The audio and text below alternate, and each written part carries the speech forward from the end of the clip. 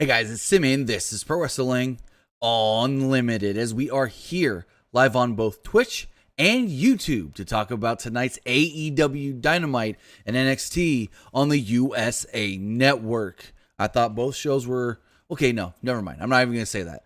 I thought NXT was all right. AEW was the better show, and I got a lot to say about AEW as a whole because they pissed me off.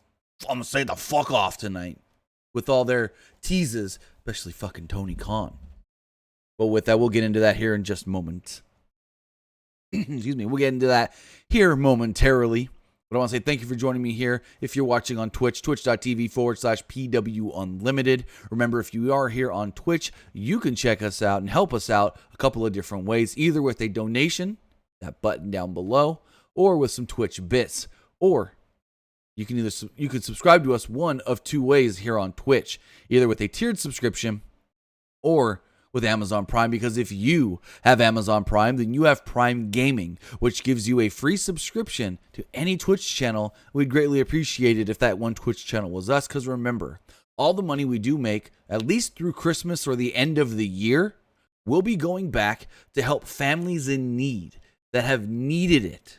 Families that they just need it because they've been displaced from the Creek Fire here in Central California. I know families personally that have been impacted by the Creek Fire. I know one family that I grew up with that lost their home, and a few others that are now living with relatives about 30, 45 minutes away. And they all have young children that I want to help out and at least help them as far as Santa's coming.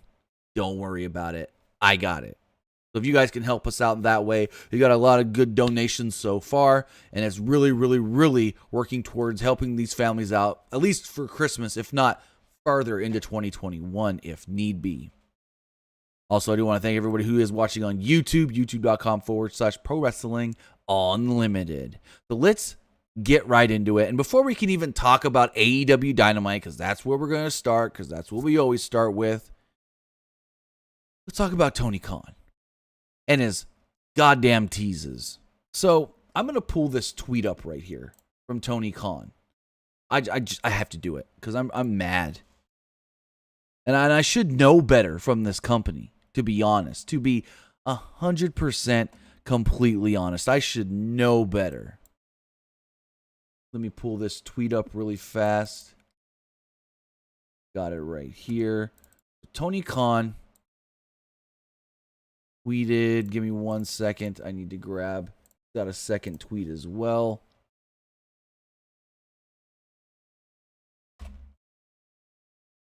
Tony Khan over here, tweeting stuff out, pissing people off.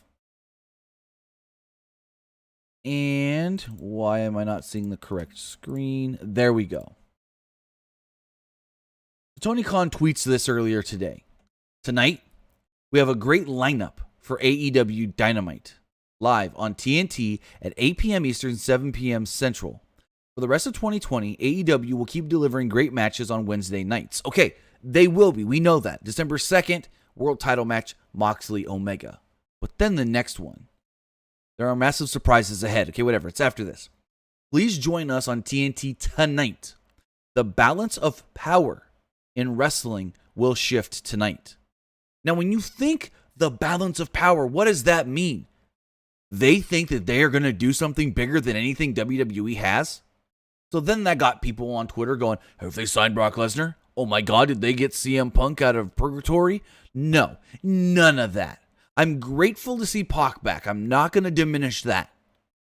But for Tony Khan to come out here and put a tease like this out there, bullshit. Do you guys remember the last time Tony Khan teased something this big? Or tried to tease something this big? I don't remember the exact tweet, but it was basically the announcement of the FTW title. When the FTW title got announced and brought in. And everybody was pissed about that because it was kind of a nothing move, the FTW title itself. Like, who cares about the FTW title? They just gave it to Brian Cage. And he's defended it how many times? Less than 5 times? Less than a handful. I don't even know how many times Brian Cage has defended the FTW title.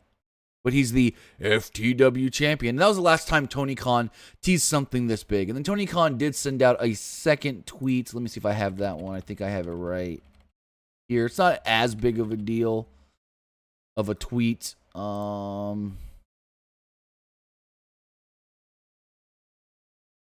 just basically said here, stay to the end of Dynamite. I promise you it will be good. Thank you very much to all of you awesome wrestling fans. And it's just like, he's teasing something big. And granted, getting Pac back is great. I'm happy for them that they got Pac back. I'm happy that Pac can come back. But just, it's like a year ago. It's like a year ago when Cody would send out a tweet, major announcement this Monday, and then they'd be like, oh, we're coming to Nashville, Tennessee with Dynamite. And you go, I get that's a big announcement, but it's not a major announcement because it's only impacting fans in the Nashville and greater Nashville areas. And Tony Khan got mad at Cody last year for doing those kinds of teases, stating that they got big major news coming, a huge surprise. And it was just a random, oh, Dynamite's coming to this city. And Tony Khan got mad because that was something that would hype up all fans and only really be good for a small, minute number of fans. Tony Khan did it to himself tonight. Hyped us up for nothing. Because saying you're going to change the balance of wrestling is like saying that you think you have something so good that it's going to be better than anything any other company has and is going to make you guys the number one company in the world, and it didn't. Again, I'm not diminishing Pac at all. It's the fact that Tony Khan made this announcement, hyped it up, and it was almost, again, not but was a nothing thing. And I know what you're going to say, but that was what you were hoping. You were hoping it was something big like that.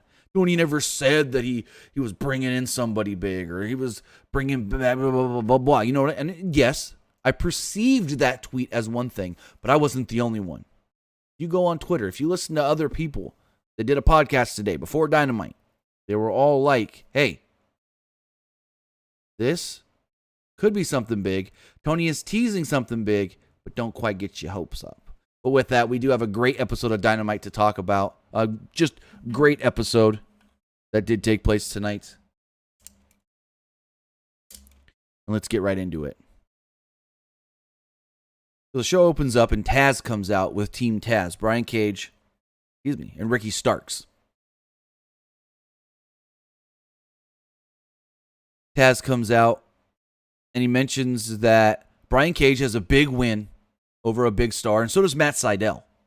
So these are two guys that know how to beat big name wrestlers facing off, and one of them is going to get a big win.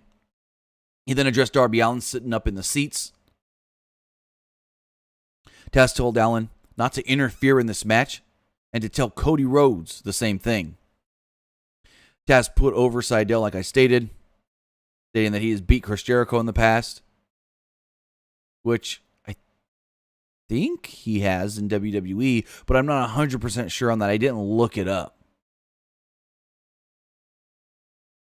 But we did get Brian Cage versus Matt Sydal here. Taz joined commentary. Sydal surprised Cage with a couple of kicks early. Cage popped up and beat him down with power moves and strikes. Sydal would occasionally hit some hopeful offense, I guess you can call it. But Cage's power was always too much, and Cage turned Sydal just inside out with a couple of strong clotheslines. Cage would get cocky at one point and attempt a Hurricane Rana, but Sydal turned it into a Hurricane Rana of his own before hitting a brutal Meteora on the ramp. Sydal hit kicks and a standing corkscrew moonsault for a 2. Sydal went for a drill claw, Cage went for a drill claw, but Sydal fought out. Sydal hit a roundhouse kick, but was leveled with a lariat before countering out of a drill claw into a cradle for a near fall. Sydal then attempted a top rope blockbuster, but Cage caught him. This man is strong as fuck. Cage caught him in midair, in a suplex position, and then put him down with a drill claw and pinned him 1, 2, 3. Trust me, Brian Cage is strong, and he's been strong for many, many years. Because I know guys that before Brian Cage was a name in wrestling here in like Central California and Fresno, he trained for bodybuilding. And I was told by guys that I knew that I went to high school with that trained with Cage, was like, bro, this guy is freakishly strong. And that was 2000. When was this? 11, 12, 13 time. Like early 2010s. That I was told that Brian Cage is strong. Like scary strong. And we see it in wrestling. And that's when Cage was half the size he is today as well. When he was, quote unquote, small compared to the size he is now. He was still big as swole. He was nice and jacked, but not half as big as he is today. So after the match, Starks cut a promo emphasizing how he and Cage are both now on the men's rankings and stated that the Revolution will be televised. Revolution ain't for December, 3 more months. So Cody Rhodes would come out, make his full entrance, and he congratulated Darby on winning the championship. Cody said he will not be seeking a rematch at this time. Instead, he wants to avenge another loss. One that was to MJF. All of a sudden, an African-American woman that I've never seen before comes down to the ring. Tall, muscular. I guess for a female, you can call her jacked because she was ripped up, nice muscles and everything. And she gets on the mic and accuses Cody of lying. I don't know her name, though. Like, if someone in the chat or the comments below knows her name, let me know. Let us know. Because I have no clue who this girl was. But she called herself at one point, I believe, the Total Package. She says she's been sitting on the sidelines, studying the competition here in AEW, but also studying Cody Rhodes. She said that Cody says that he can topple giants. Well, he knows nothing about actual giants. She said that she told Cody to keep his thoughts to himself and told him to watch his back before sarcastically congratulating him on getting his name back, but stating, "You must be too scared to go by just one name." And she said something about her giant. Her giant is none other than Shaq. And the announcers go crazy. "You mean Shaquille O'Neal? We just saw him last week and he was backstage at Full Gear." And we know that because they showed it on BTE. And the crowd kind of just goes quiet when she says Shaq. Because the crowd's kind of like rumbling, ooh. And then all of a sudden she says Shaq. And they just go, ooh. And Brandy would then come out and just go ham on this woman. Just start yelling. Brandy starts talking about, "That's my man. You don't talk to him like that. Who do you think you are coming out here on my show and trying to take over and blah, blah, blah, blah, blah." And Brandy just went full on this woman before basically Jerry Lynn had to come out and break them up before they started fighting. With Cody distracted by all this, though, Cage would get back into the ring and lay him out. He and Starks attacked Cody, but Darby Allin's music would play and he would make the save. Cody's music played as Will Hobbs kind of came out to even the odds after Team Taz already left. Like, they were walking through the ramp and all of a sudden we go, "Oh, hey, it's Will Hobbs." And the camera pans really fast over or cuts or whatever. And it's like, "Oh, hey, Will Hobbs, you're late." You're like, "Will Hobbs is even the numbers." And I'm like, even the numbers? Taz ain't going to do nothing. Well, you need 3. It's 2. So we had Alex Marvez. And I feel like Alex Marvez cares less and less every single week. Because he's more just like, "Hello, guys. I am here with AEW World Champion Jon Moxley. John, you defended your title this past weekend against Eddie Kingston in an I Quit match." And he's just like, every week he's more monotone and more like, "Okay, I'm getting a paycheck, so I just got to do this." But Alex Marvez did interview Jon Moxley. Moxley said when he came to AEW, he wasn't here to become a champion or anything. He wanted to come here just to beat people up. But he knows that the world title represents every single one of the AEW fans. And he has a big challenge ahead of him in Kenny Omega. He said he's beaten Omega once, But beating Omega twice, well, that's a different story. AEW would then go on to announce that on December 2nd, it's a Wednesday, AEW Dynamite, Jon Moxley will in fact defend the AEW World Championship against none other than Kenny Omega. They are billing this as the biggest match in the 1-year history of AEW Dynamite, saying that this will be the biggest episode of Dynamite thus far, which, yeah, it is. It's not the first time we've seen a world title match on Dynamite, but it's the first time we've seen a world title match with 2 competitors of this caliber. Nothing against Lance Archer, nothing against Brian Cage, and I guess you could say that Brian Cage one wasn't a Dynamite match. It was Fight for the Fallen, but anyways. These 2 guys will battle for the championship coming up on December 2nd. That's a Wednesday, like I stated. Next up, we got the Bunkhouse match. Basically, a no disqualification, no count out, do as you please to your opponent, brawl for all. Not brawl for all, but brawl for all, like all 4 guys can brawl and do whatever they want. Because if it's brawl for all, I don't know if Dustin should be in the brawl for all. The Blade, maybe, but not Dustin, or QT for that matter. So, Butcher and the Blade come out in their normal gear. Natural Nightmares come out wearing cutoff shirts and jeans. Basically, the old school Dustin Rhodes look when he used to wear the cutoff and the jeans and the boots. The QT Marshall attacked before the bell, and the Natural Nightmares worked over their opponents on the floor. Dustin hit the final reckoning on Blade through a chair.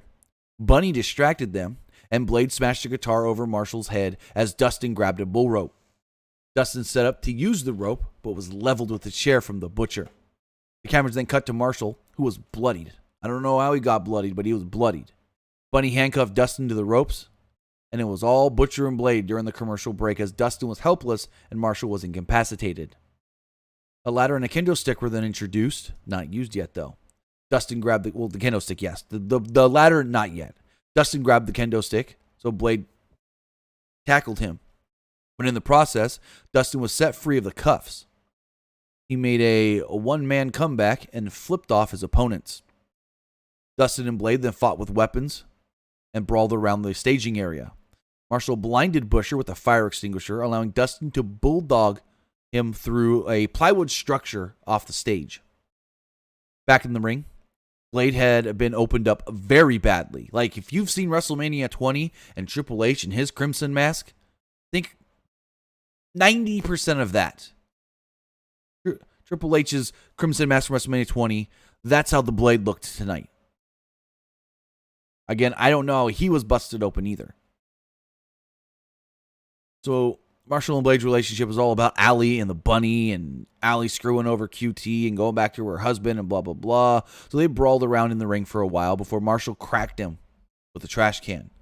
Marshall then climbed to the top of a 12 to 15-foot ladder and elbow dropped the Blade. Only got a 2 off of it, though. Butcher and Dustin then made their way back to the ring as they were fighting as the latter half of this match continued. Dustin at one point hit a code red.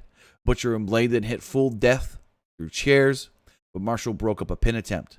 Marshall hit a chain-assisted diamond cutter on the Butcher and Blade into Bunny, which sent her through a table. Dustin then nailed Blade with a cowbell, and Marshall hit the cutter to pick up the victory. The Natural Nightmares do go on and defeat the Butcher and the Blade in this Bunkhouse match that was very, very fun. Matt Hardy cuts a promo from his compound. He said Sammy Guevara earned his respect through all the violence, and the Guevara will become a big star. And I think Sammy's getting turned babyface. We'll talk about that later. So next up, we had MJF's Inner Circle induction ceremony, and I got to say something about this. So Justin Roberts said, next up, we do have the 2020 Inner Circle induction ceremony. Does that mean somebody new is going to be inducted into the Inner Circle every single year? I hope not, because then that's going to make the Inner Circle really just a joke. Like, you've got to every year induct somebody new to the group. No, you should really only be adding somebody to the group when it makes sense. And I get the MJF thing, it's all to lead to a bigger Jericho MJF match. If not, MJF Sammy Guevara in a huge match. But let's go for it. There was a podium set up in the ring, and Jericho came out first by himself. He addressed the crowd and invited out the OG IC, original Inner Circle. Hager, Santana, and Ortiz would come out. Jericho asked for Sammy, and he goes, I know Sammy's here. Sammy's out of the hospital. Oh well, we'll deal with Sammy later. So next he would call out MJF and Wardlow, both of whom were being inducted into the Inner Circle. MJF took the podium and acted all emotional, saying he overcame the adversity of a $1 million loan that his parents gave him when he started wrestling, and handled the burden of being the ratings champion. He then read a prepared poem, but he was just plagiarizing, and he was saying the lyrics of Drake's song All Me. I've never heard it before. I wouldn't have known that unless Santana said it, or Ortiz. One of them said it. Santana and Ortiz got really mad, but Jericho calmed them down. Said the Inner Circle will be stronger and better with these two men. MJF then said that they weren't just here to celebrate his induction, but also Chris Jericho's birthday, because this past Monday was Jericho's 50th birthday. Technically, can Jericho still be the demo god of the 18 to 49 demo? Because he's not in that demo anymore. Anyways. They celebrated with confetti and balloons, but the balloons just flew right to the right because it was very windy there tonight. Hurricanes are coming in, and not the kind with green hair. He then introduced the Inner Circle, or he then announced the Inner Circle will be heading to Las Vegas next weekend. He said that he's booked and paid for a trip, and well, it's all on him. He then started to sing happy birthday to Chris Jericho as they ended the segment. So Alex Marvez interviewed the Young Bucks backstage. In a funny moment, he flinched when the dressing room door opened because he didn't want to get super kicked again. And so the Young Bucks come out and they talk about being the champs, being the new top guys. Excuse me, I can't keep, I got something caught in my throat. Being the new top guys, and I guess you could say putting this division on their back. Matt mentioned that they always receive messages on social media of people that want to come to AEW, and one message they got was from a tag team called Top Flight. He said they're high-flying teams, they're brothers just like them, they've appeared on Dark, and well, Matt likes them and wants to give them a tag team championship opportunity next week on AEW Dynamite. So next week, the tag titles will be on the line when the Young Bucks defend against Top Flight. And I do have to say, I was told that Top Flight are Devon Dudley's sons. That's not right. I guess they're called TNT. I didn't know. So I'm making that correction right now. Top Flight are not the sons of Devon Dudley. Next up, we got Shawn Spears versus Scorpio Sky in a fun match. I guess this is the end of their feud. They traded big moves early on. They went to commercial a couple minutes in. After the break, Sky fought out of a C4 and hit a plancha and a slingshot cutter. Spears had set up some stairs on the outside. Sky attempted a diving clothesline off of them, but Spears kicked him out of the air before dropping Sky with a sidewalk slam on the stairs.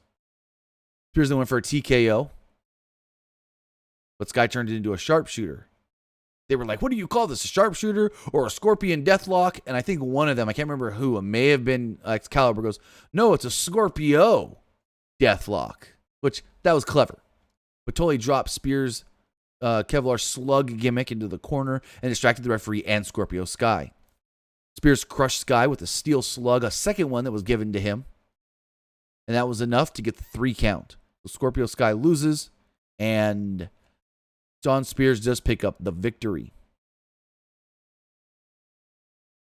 Also, it was announced during that match that Cody Rhodes will be teaming with Darby Allin next week to take on the team of Brian Cage and Ricky Starks.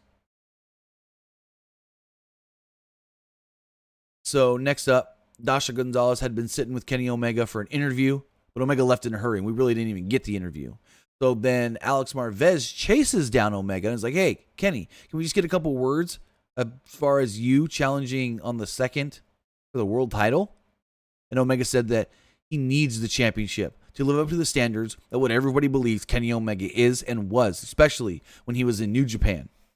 He said he's ready to assume the responsibilities of being the world champion. He says he knows what everybody wants. He hears that the people want the cleaner back. And he noted that despite the previous encounter between him and Moxley, this is technically their first real bout. This one will count, he said. He closed the interview with an intriguing cliffhanger. Omega said, I'm on my way out. I have to go. I have to catch a flight. A flight to where is my question. Where does Kenny Omega have to go? Because I'm going to give AEW the benefit of the doubt here. They don't throw out on Dynamite these subtle hints like this if it's not going to lead to anything. Omega would not have told us he has to catch a flight if that's not going to play into something down the line. Where is Omega going? Now, this match is not taking place for 3 weeks. So could Omega be going somewhere that he can't be back until then? Just saying. Next up, we got Tay Conti versus Red Velvet. Commentary really put over Red Velvet strong, like really, really strong during this match. And I'm just going to say it, no surprise there. She's Brandy Rhodes' friend. So of course, they're going to put her over strong. Early on, Conti took control with judo throws before a commercial break. Red Velvet came back with a clothesline and a bulldog as we went to the break. After the break, they were both down, and they hit each other with roundhouse kicks for that to happen. Tay Conti Anna Jay slipped a chair into the ring to Conti, but Conti didn't want to cheat, and she kicked it out of the ring. Oh no, we're getting another Brandon Cutler and Peter Avalon thing here, where one guy wants to cheat, but the other guy doesn't want to cheat. Red Velvet would then hit Tay Conti with a leg lariat for a near fall, but missed a drop kick. Conti followed this up with a pump kick and a gory special, transitioned into a knee strike to pick up the victory. So Tay Conti does defeat Red Velvet here tonight. Fox Marvez interviews Jericho, MJF, and the rest of the Inner Circle. They celebrated with their tickets to Vegas when Sammy Guevara would approach. Guevara said Guevara had missed the induction because he had to go get he didn't get a follow-up email to tell him exactly what time and where this would be taking place. But MJF said, no. I sent you that email. You should have got that email. Check it again. I know I sent that to you. And he's like, oh, also, here's your ticket to Vegas. And this really felt like MJF was trying to squeeze Sammy Guevara out and be Jericho's new right-hand man or sidekick. This is the thing we've seen Guevara in for the last year. I believe, and I could be wrong on this, but maybe this could lead to a Sammy Guevara babyface turn where everybody in the Inner Circle sees that MJF shouldn't be here. But Jericho's still like, no. The numbers are going to work in our favor. This is good for us, blah, blah, blah, blah, blah. And finally, Sammy's got to stand up and go, no. Chris, I respect you too much to see this happen to you, to see MJF take advantage of you, challenge MJF maybe at Revolution, and then go from there. So I do see this maybe being a babyface turn for Sammy, if not all of Inner Circle. They repaid the angle from the Best Friends and Sabian and Miro from Full Gear. And they announced that next week, Kip Sabian will be taking on Orange Cassidy. Eddie Kingston, they came out, cut a promo. He said, even though I said I quit, I will never quit. I'm not going to be like you people that quit and then just go on. I'm going to stay here, and I'm going to one day be the world champion. He then announced the next is Penta and Phoenix, and he will be on commentary. He also told the fans, don't chant my name. I know what my name is. I'll need to hear it from you. He then also told the fans, you're welcome. I made this match happen. Going forward, we had Penta El Zero Miedo, which last week they called him Penta El Zero M. I don't know. Keep changing his name anyways. Against his brother Rey Fenix. And this was a 100% different match than the last one. That one was all about spots and cool lucha moves. This one was all about hard hitting and beating the crap out of each other. I don't know which one I liked better, to be completely honest. Which Pentagon Phoenix match did you guys like better? The one in the Eliminator tournament or this one here tonight? Eddie Kingston joined commentary, and Tony Schiavone pissed him off 100 times. Tony kept going, Pentagon and Phoenix were a top tag team here in AEW until you came in and kind of put the tension between them. And Kingston just kept going, shut up, Schiavone. I don't want to hear that, Tony. I don't want to hear that, Schiavone. So early on, the two brothers traded cradles before Phoenix sent Penta outside with a Hurricane Rana. Phoenix set up for a dive, but Penta backdropped him on the floor. Penta tore at his brother's mask and flattened him with a thrust kick. A lot of Phoenix's face was shown here after Penta's attack on the mask. Giovanni accused Kingston again, or multiple times really, of breaking this team up and causing the tension between the brothers. They brawled outside during the break, and Penta maintained control. Penta then set up for a package pile driver, but Phoenix turned it into a cradle. Phoenix hit a handspring cutter before returning the favor and ripping his brother's mask. Basically, we saw 3/4 of Pentagon's face here. They traded headbutts, and Penta hit a flipping DDT for a 2. At one point, Pentagon was sent to the outside before Phoenix laid him out with a tornado dive. Phoenix hit a senton atomico for a 2. They fought on the apron as Penta hit a package pile driver right on the ring frame. And then on the floor, Penta hit a destroyer. Back in the ring, Pentagon hit a second package pile driver and picked up the victory, defeating his little brother, Rey Fenix. So Eddie Kingston comes down to the ring and grabs a microphone to congratulate his best friend. He then said that Penta doesn't need this dead weight anymore. As he says that, a returning Pac would come out to the ring. Pac would run down and try to attack Eddie Kingston, but I guess security and officials and stuff held the two apart. And then all of a sudden, Tony Schiavone goes, "Oh, I'm getting word from Tony Khan. I'm getting word right now that next week, Pac will make his AEW in-ring debut when he takes on the Butcher. No, the Blade of Eddie Kingston's family." Okay. Cool. We'll see where that leads to. I don't know what that's going to lead to. I guess eventually we're going to get Pac versus Eddie Kingston, maybe at Revolution, and he's going to have to go through Pentagon, going to have to go through the Butcher, going to have to go through the Blade all before he can get Eddie Kingston. But they're also teasing big matches on Dynamite before, the end of the year. So maybe by the end of the year we get Eddie Kingston versus Pac on Dynamite. We'll see. With that, guys, that was AEW Dynamite. Remember, if you want to be part of tonight's show, you can do so by texting in to 510-906-1341. Again, that number is 510-906-1341, as we still have NXT to talk about. We got NXT to talk about. I forgot to run a poll for AEW, but let's run a poll to see what you guys thought of NXT. Actually, I'm going to do a different poll tonight. I'm going to ask what show you thought was better. What? You guys are here on Twitch, you will get the poll. What show did you think was better tonight? AEW Dynamite, WWE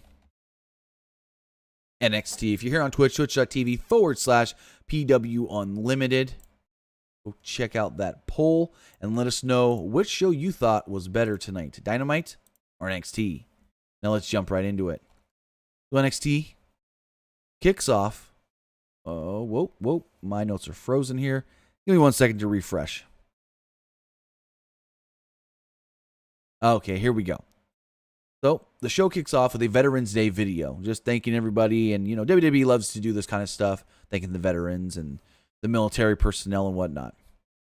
So the show opens up with Johnny Gargano in the ring. He revealed a wheel of challengers, telling people in the crowd to respect the wheel. He admitted that the first time he won and defended the title, he lost the title. But then he became NXT champion and lost that title as well. He eventually spun the wheel and somehow it landed well on Leon Ruff, who was a write-in on a white piece of paper. But I believe when he posted a picture of this wheel earlier in the day, it was actually, that spot had said Santos Escobar, I think. But because Escobar got added to the title match, he took him off and put Leon Ruff. So Leon Ruff would make his way down as he would challenge Johnny Gargano for the NXT North American Championship. Now this was kind of a squash match until the end of the match. Gargano dominated early, chopping Ruff in the corner. Ruff avoided a charge, switched positions around the turnbuckle, and dropped Gargano with a drop kick. Gargano regained the heat by throwing Ruff off the apron into the steel steps. Gargano continued the assault outside of the ring, throwing Ruff into the cage containing the crowd nearby. Damian Priest would then appear. Gargano initially mocked Priest. But when Priest emerged outside of the cage area, Gargano re-entered the ring. Ruff tried to gain a little bit of control by rolling up Gargano, but Gargano kicked out. Gargano instead lawn darted Ruff into the corner. He mocked Priest just long enough, though, for Ruff to counter a crucifix bomb to a pin and pin Johnny Gargano. Yes, your eyes didn't deceive you, ladies and gentlemen. Leon Ruff. Leon Ruff, let me say it again. Leon Ruff is the brand new NXT North American Champion. Leon Ruff will leave with the title, and Johnny Gargano was absolutely stunned. Stunned. Leon Ruff was being interviewed backstage when Damian Priest came up and told him to take the black challenger outside. I think that's what. Hold on. Let me. Yeah, told him to take the black challenger outside. I guess he was giving him his car or something. I don't know exactly. But Damian Priest, we've seen in the past, does drive a black Dodge Challenger. Ruff exited as Gargano came in pissed, yelling, looking for him, yelling at everybody. Gargano acted like he never came up with the wheel stipulation, that this was a farce and none of this should have ever happened. Then no. Okay, next up, in a video that aired earlier in the day on social media, Jake Atlas showed up to the building and attacked Santos Escobar and Legado del Fantasma with a pipe. He said, "I'm coming for you." Told Escobar to watch his back. And then, well, we went into the Cruiserweight title match that if you saw my video earlier, you didn't know that I didn't think this match should have happened. What has Jake Atlas done to deserve a Cruiserweight title shot? Nothing. He's done nothing. Also, please, Handsome29 in the Twitch chat, please stop spamming. This match was all right. It was meh. Meh is a harsh way to put it. This match was all right, but it wasn't anything special. Escobar controlled the match early, and Atlas made a comeback. One of Legado del Fantasma tried to use the crowbar while Atlas was on the apron. But Atlas fended them both off, and he got a near fall with a springboard blockbuster back in the ring. After a commercial break, Escobar was back on the offense, and Legado del Fantasma tripped up Atlas during the break. But then that caused them to be thrown out. So Escobar propped up Atlas and hit a Hurricane Rana off the top rope. He followed this up with a frog splash. Atlas made a comeback, hitting a Hurricane Rana of his own. Escobar, however, got the heat back after pushing Atlas off the top rope into the announcer's table at ringside. Escobar then threw Atlas into the steel steps. Atlas came back with a dive and followed it up in the ring with a roll-up for a near fall. Escobar dropped Atlas into the middle ropes and cut him off with a super kick. Atlas came back and tried for a cartwheel DDT, but Santos blocked it into a double underhook buster and drove Atlas's face into his knee. He then pinned Atlas and retained the Cruiserweight Championship. So, what I expected, cool. But then see Dexter Lumis in the back, drawing. There's a picture of Cameron Grimes running away from the zombie referee. And then Raquel Gonzalez makes her way down to the ring. A video package was shown for Candice LeRae destroying Shotzi Blackheart's tank. Blackheart said that she wasn't looking for payback or revenge. She was looking to kick Candice's ass now. Gonzalez came out to the ring. When it was time for Xia Li to come out, Boa arrived instead. Boa told Gonzalez that Li would not be able to wrestle her. Gonzalez was pissed and basically just whipped Boa's ass all around ringside. Just beat the ever-loving crap out of him. Give me 1 second, guys.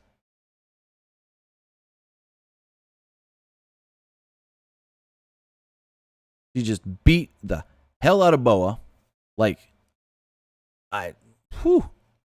crazy. He then said to keep my name out of your mouth. The lights would then go out, and we see this Chinese dragon appear flying across the video boards. And all of a sudden, smoke comes up from the top of the ramp, and some Chinese or Japanese man, I would assume Chinese man, comes out, and he hands this letter to Boa. Now remember, Xia Li had been getting letters that have freaked her out. Now Boa gets the letter, and he gets this like symbol drawn on his hand. I don't know what this is supposed to be, who this guy is, what this is going to lead to, but I don't know. Very weird. In the back, Austin Gray was about to explain why he confronted Timothy Thatcher last week when Thatcher jumped him from behind. Thatcher put him in a chokehold, and the referees tried to get him off. They got him off, and then he threw Thatcher into Dexter Lumis's painting, which, well, pissed Dexter Lumis off.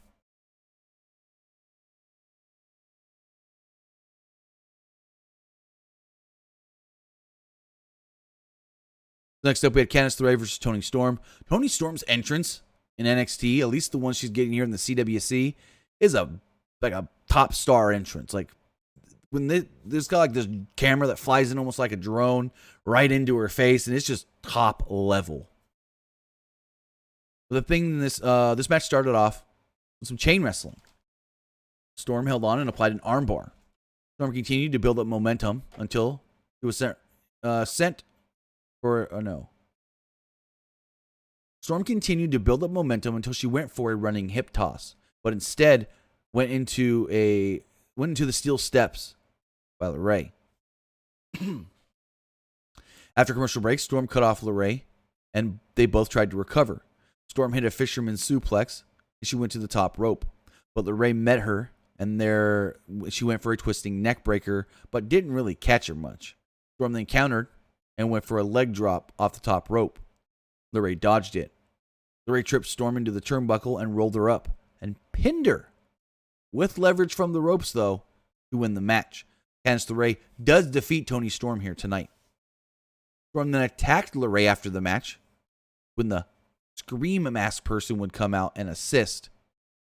Blackheart also came out to even the odds, but the Scream Mask person laid her out with a kick, and we then learned that it's none other than, well, who we expected it to be, Indy Hartwell. Hartwell and LeRae posed in the ring as the two have now, I guess you could say, confirmed their alliance.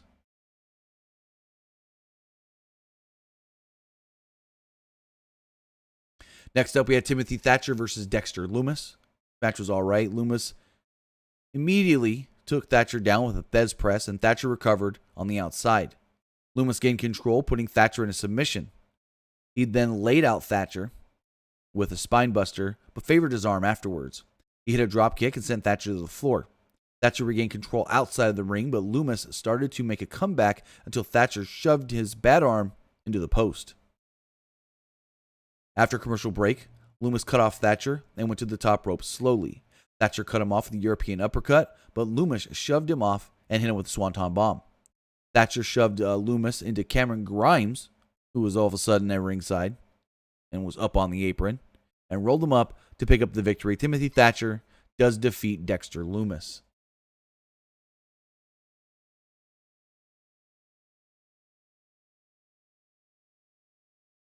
After the match, Cameron Grimes jumps Lumis and attacks him in the ring. But, well, Lumis rose and stared at Grimes. He went for the attack, but Grimes cut him off and choked him with a burlap sack. He then connected with a knee in the corner.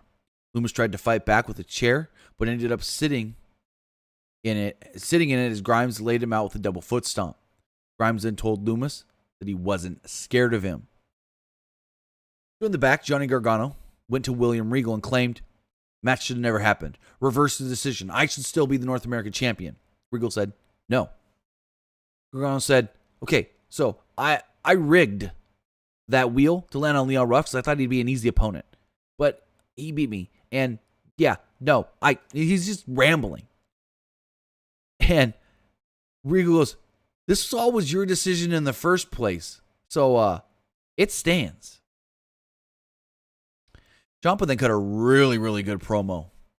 He mentioned that he has been in this business for 16 years and remembers being trained by guys like Harley Race and Killer Kowalski.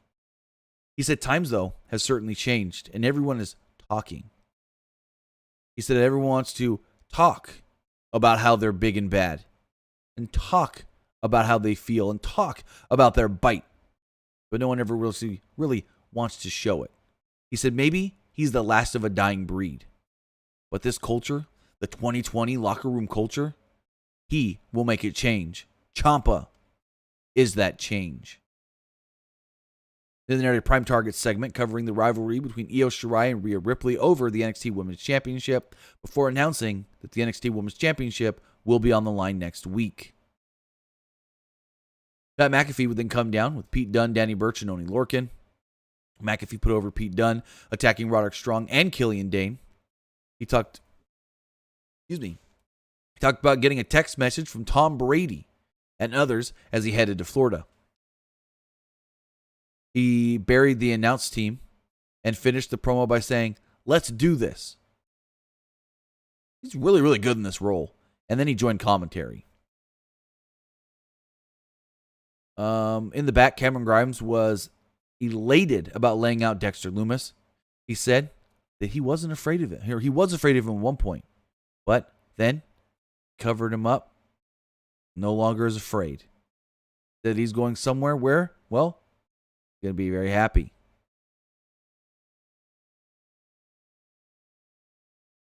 They then tell us that Finn Balor, the NXT champion, will be returning next week. It's the first time we've seen him since he had jaw surgery. Actually, it's the first time we've seen him since the jaw injury, to be honest. Next up, NXT tag titles were on the line. Danny Burch and Oney Lorcan defending against Breezango. I thought this was a really good, solid main event, but if we're comparing the two shows on the night, I think most people may have switched from this over to AEW. So, Burch and Lorcan immediately started by taking Breezango outside the ring into the floor.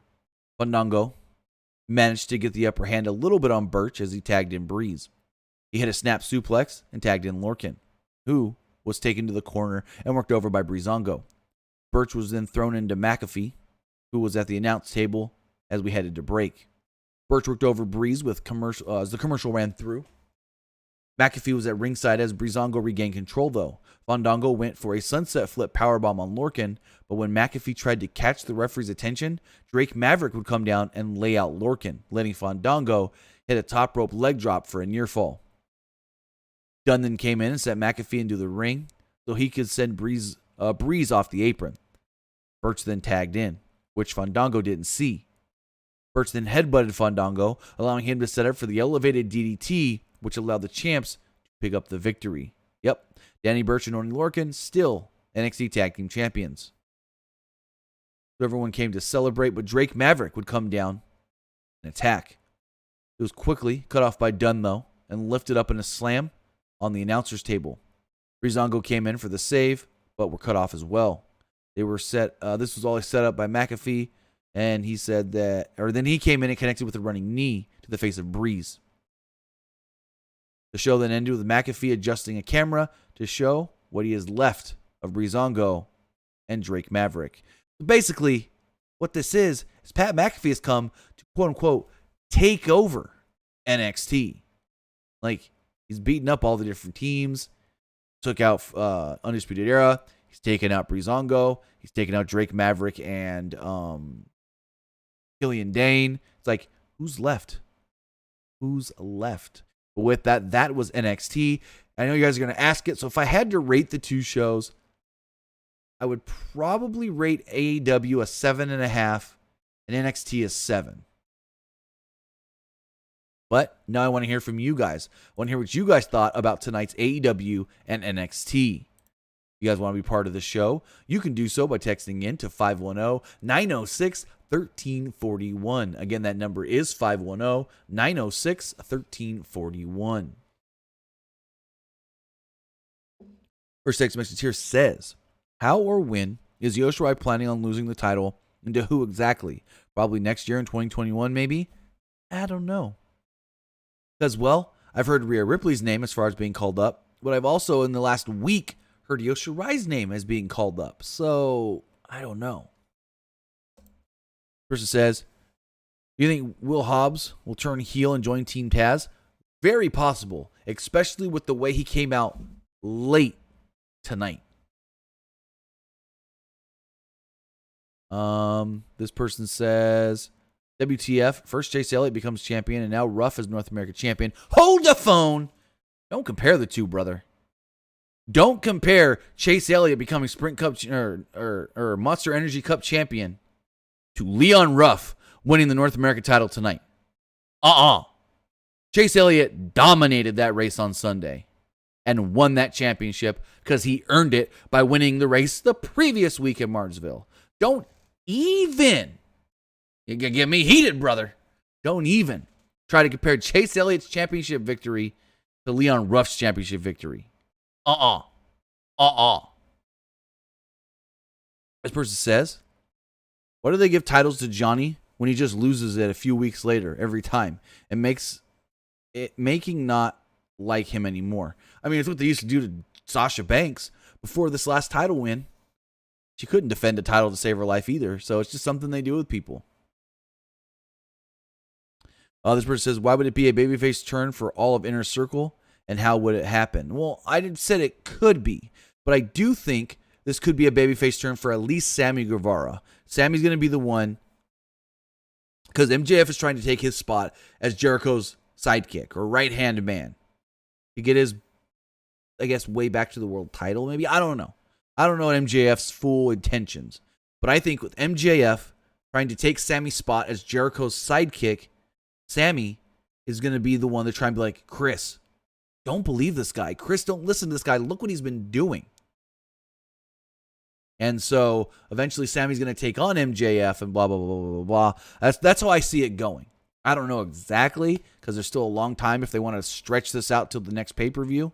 But, I mean, basically, they've slowly been turning Inner Circle baby faces anyways, because they do less and less heel things, kind of. I mean, Inner Circle's a very weird group, because as a unit, we're supposed to think they're all heels, but at the same time, they're loved by the fans as a unit, especially Jericho. But then when you slowly break them apart, Sammy does his thing with Matt Hardy, super heel. Santana and Ortiz do their things with best friends, super heels. But then they come back together and they're loved again because they're Inner Circle. So they're in a weird situation with that group, because when they break them off to do their I guess you could say separate angles, they're heels and the fans hate them. But when they come together as Inner Circle, they're all loved. So I don't know. But with that, those are all the text messages that we do have. I want to say thank you guys for joining me here tonight on both twitch.tv/PW Unlimited and youtube.com/Pro Wrestling Unlimited. Remember to follow us on social media, facebook.com/Pro Wrestling ULTD. Search for us on Instagram by searching Pro Wrestling Unlimited, and follow us on Twitter at PW Unlimited. So with that, guys, have a great, great night, and we'll see you back here on Friday for Friday Night SmackDown. Have a good one. All right.